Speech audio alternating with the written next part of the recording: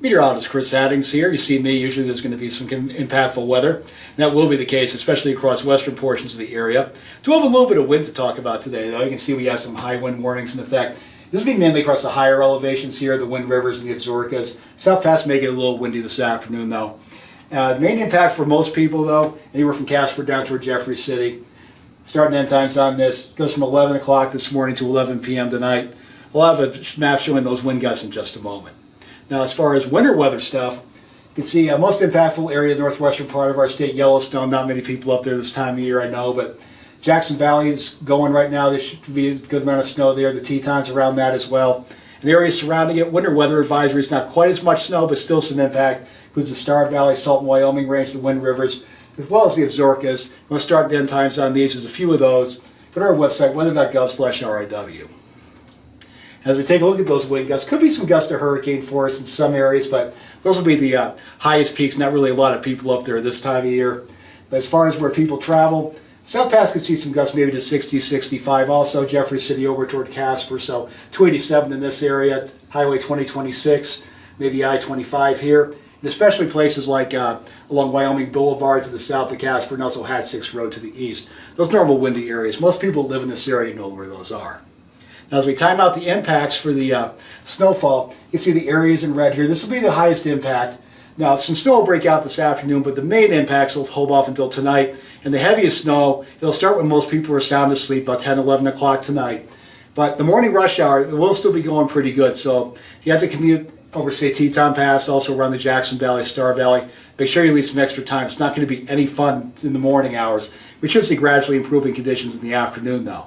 Now, elsewhere, at this point, it looks like more of a nuisance event, basically spreading northwest to southeast, starting in places like the Bighorn Basin, Buffalo, and the Green River Basin, then going down toward Lander and Riverton. Last place to be affected will be down here across Rock Springs. Main effects there on Monday into Monday night. I'll stay here quietly, let you read this for a minute. Sorry about that. In any case, now we'll get some details to this. Sorry about this map. I know it's not the prettiest thing in the world. I'm not an artist, so shoot me. Highest amounts here. This is southwest Yellowstone here. We expect maybe up to 18 inches there. Could be over a foot across portions of the Tetons, the Gros-Ventres as well. Locally over a foot maybe in the highest elevations of the Wind Rivers. Places where people actually live and travel. You see 4 to 6 inches in Jackson Moore as you head up toward Moose and Moran. About 3 to 4 inches around Afton, maybe locally up to 6 as you head up toward the Alpine area. And generally lesser amounts as you head off to the east. Maybe an inch or two around Cody, but more uncertainty there. Now those of us elsewhere in the area, it's going to be more of a banded snow in the front coming through, so a lot of uncertainty. I can't really nail down any area it's going to get more. But I do want to give you some idea of what you might get. So this is some probabilistic stuff. I'd say expect at least this much snow across the area. Those of you east of the divide, you might not get anything or just some flurries if you get the dry solution. Maybe get an inch around Buffalo. Hardest hit area there is going to be the Bighorn Range, at least a couple inches there. And across the west, I'd say at least 2 to 3 inches in the Star Valley, at least 3 to 5 across the Jackson Valley, and at least 6 inches here across the mountains. Now, the maximum amount of snow, the likely maximum amount of things set up right, generally about 2 to 3 inches across the lower elevations here. Western valleys, anywhere from, say, about 5 to 7 in the Star Valley, maybe locally up to 10 or 11 across the Jackson Valley. Over here across the higher elevations here, maybe locally over 2 feet if things set up right. Now, a couple areas I want to call your attention to where a little more uncertainty. Now, there will be a low forming over here in Colorado. I know it's not on the map, but trust me, it's down here. It could be a little bit of moisture wrapping back around this. In places like Buffalo down toward Casper, if things set up right, you can pick up maybe 3 to 4 inches of snow, with a lot of this falling on the Monday night time frame before it all tapers off as we head into Tuesday morning.